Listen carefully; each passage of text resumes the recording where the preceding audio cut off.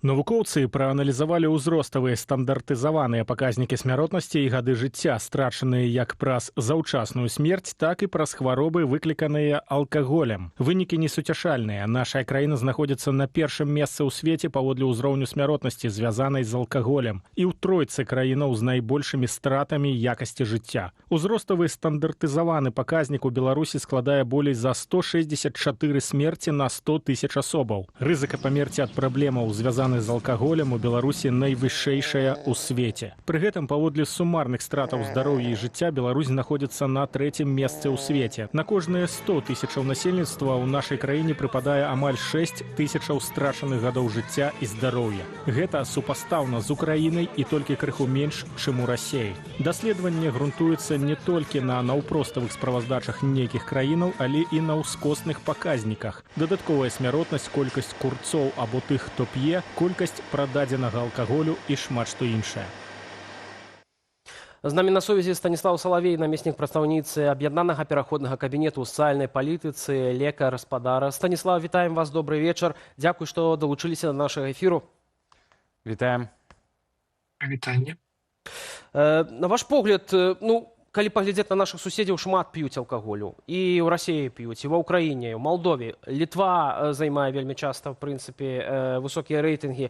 Але ў Беларусі найбольшая колькасць людзей менавіта памірае ад хваробаў, звязаных з ужываннем алкаголю, дакладней, з злоўжываннем. У чым прычына? Тут бы я вельмі парала пачытаць артыкул, які быў на позіркі, які даваў Владзімір Пекірэні, вельмі дасведчаны спецыяліст у гэтай галіне. Тут можна выдзеліць некалькі будзе накірункаў. Першае, гэта тое, што людзі ўжываюць зашмат алкаголя, нізкай якасці, і, на жаль, гэта дзяржаўная палітыка. Пейце, пейце, бухайце, чарка шпарка, на жаль. Другое, што ў нас вельмі дрэнна з медычнай дапамогай пацыентаў з алкагольнай залежнасцю, то есть гэта такая праблема ЛТП, лечебно-трудовых лагероў, якія проста прымусовым трудом спрабуюць нешта вылечыць. Гэта уже неаднакратна было крытыкавалася Беларусь, бо у Европе ёсць прымусовы труд. Рабства, то есть чалавек, які п'е, ён пайдзе да медычнай дапамогі, пападзе на ўлік і можа атрымаць просто пуцёўку ў сучасны трудовы лагер. То есть гэта такі момент. Прычын тут будзе вельмі шмат, і не вельмі мне падабаецца параўнанне нас з Расіяй ці з Украінай з того поводу, што мы павінны глядзець не ў каго горш, а як зрабіць так, щоб гэтага ўвогуле не было. Давайте лепей параўноўваць нас са Швецыяй, з Фінляндыяй, з Францыяй і далей па спісе. То есть ўсё ж такі не хочацца быць у тройкі найгоршых краінах і ганарыцца тым, што у нас там лепш, умоўна кажучы, чым там у Расіі ці у Малдове ці іншых краінах.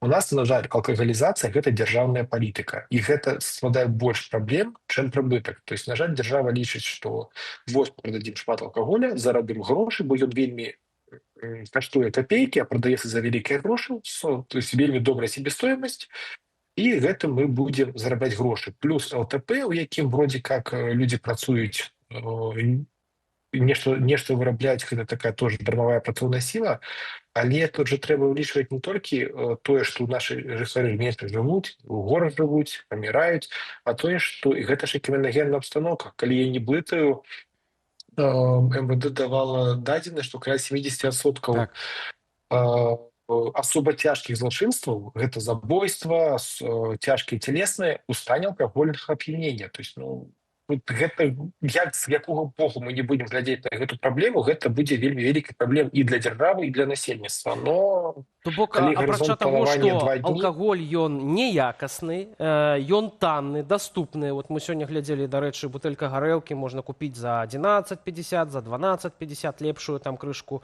Бутэлька вось гэтага віна, як называюць яго, чорніла, там ввогуле каштуе 8 рублёў. І тут яшчэ пытанне таго, што у беларусаў неразвітая культура ўжывання алкаголю. Як разумею, напрыклад, як у чэхаў, як у немцаў, у іншых еўрапейскіх краінах, дзе, в прынцыпе, ужываюць гэты алкаголь. І ён не абмежаваны ў продажы, як у скандынаўскіх краінах. Можна напомніць тое, што калі былі эксперыменты о непродажы алкаголя ў начныя часы, у гэта ўмешваўся асабіста Лукашенко і даваў гэта дазволы, што як гэта так. Трэба разумець, што культура спажывання алкаголя найлепшы варыянт яго увогуле не ўжываць. То есть алкаголь не можа быць ідці на карысць здароўя чалавека. Можна пачытаць тое, што Ніякі. пішуць артыкулы ВОЗ. Алкаголь гэта заўсёды шкада, ніякіх карысці ён не дае. Ёсць там адно ці два даследавання, якія паказалі прыблізна некі патэнцыяльную карысць для здароўя, калі пачынаць ужываць алкаголь пасля 40 гадоў. То есть 39 гадоў нічого не п'еш, і потым 40 плюс можаш трохі там ужыць.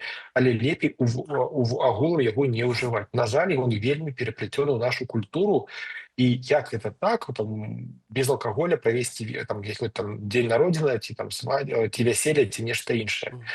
Так, сапраўды культуры піцця ў нас не то чтобы шмат, і вельмі нізкая якасць алкаголя, ніякай дзяржаўнай палітыкі па барацьбе з алкагалізмам няма, і ніякай дапамогі якаснай тым, хто хваруе на гэтае забаляванне, таксама няма.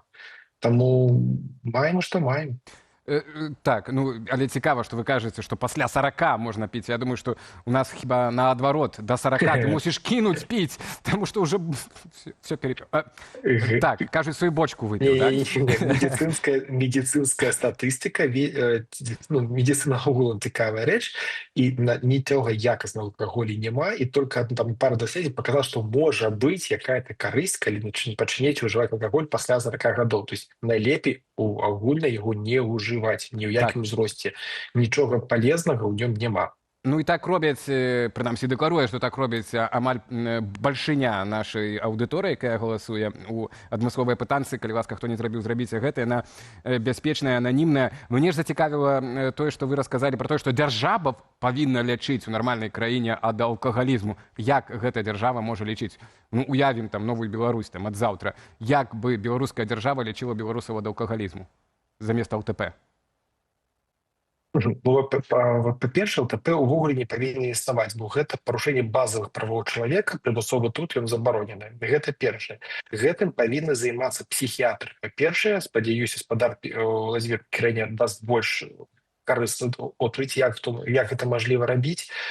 Трэба разумець, што пакуль дзяржава будзе ствараць умовы, то лекары будуць тушыць пажар, які падлівае з аднаго боку, а дзяржава будзе падліваць гэты бензін. Гэта павінна быць дзяржаўная палітыка.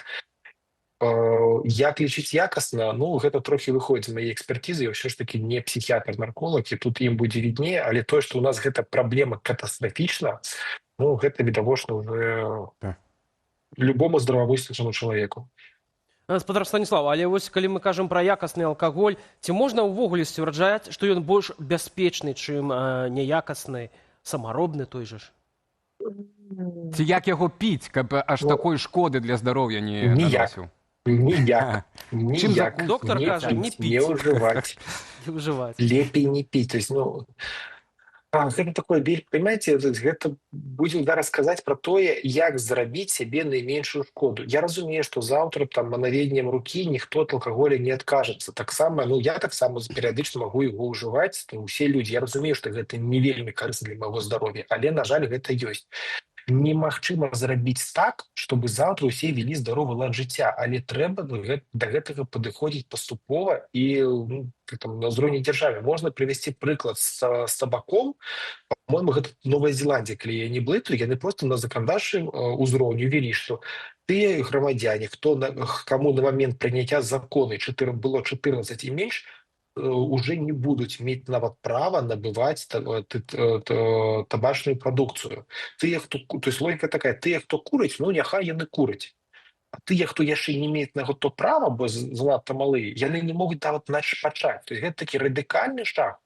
Але ўсё ж такі трэба разумець, што тут гаворка пра здароўе першага чалавека, пра бяспеку іншых грамадзян, таму што белая гарачка, на жаль, можа прывесці да забойстваў і іншае.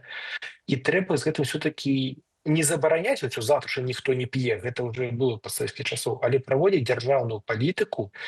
Першае, то, чтобы яго ўжывалі менш, па-другое, чтобы было менш нізкаякаснага, і па-трэцяе, каб тыя, хто яго злоўжывае, атрымалі адэкватную дапамогу, а не просто скіроўвались к нам у некие какие-то лагера, и пусть там працуюць на карысць дзяржавы. То есть в этом няма ніякага сэнсу з гледжання эканомікі.